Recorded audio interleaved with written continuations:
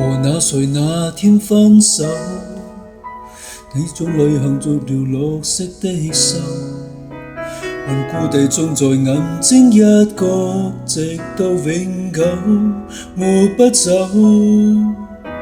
但是否又在生活亂流？你那身身也你也必須接受，就算多悔疚，自責別太久，不要戀戀心裏那個傷口。到日夜穿身水，又在恨那誰？誰曾無堅不摧摧毀的廢墟，一早變成你美好新居。從百里百華已不知有過在這裏，淚突來風一吹，漸莫辨那誰，連重提往事也不再絕對。他怎傷害你，捅起你沒再吐苦水。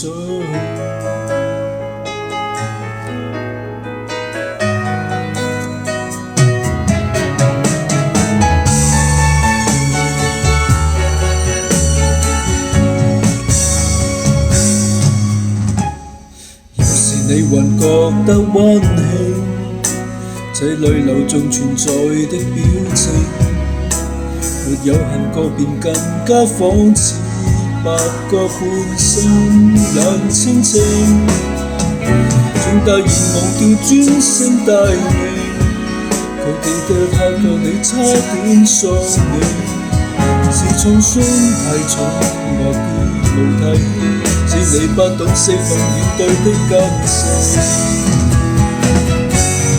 到日夜穿身水，尚在恨那誰？誰曾無堅不摧摧毀的廢墟，一早變做你美好新居。從百里百華亦不知有過在這裏，對但雷風一吹，漸無辨那誰，連重提往事也不再絕對。他怎傷害你，怎因替代了那苦水？誰沒兩個字面舊愛侶，不見得就要顛倒春天也可以，可以不唏噓，可以不心虛，放低跨過去。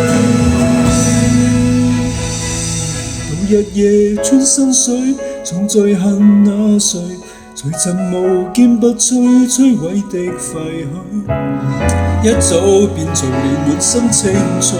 吻近住白袍便不知你裝作心碎，沒舊夢不堪追，就別問那誰？從何時你學會灑脫面對？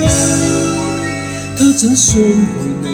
可否就當作某天公正地沒錯為過這一生之旅，功德圓滿方可愛下去，待笑歸去。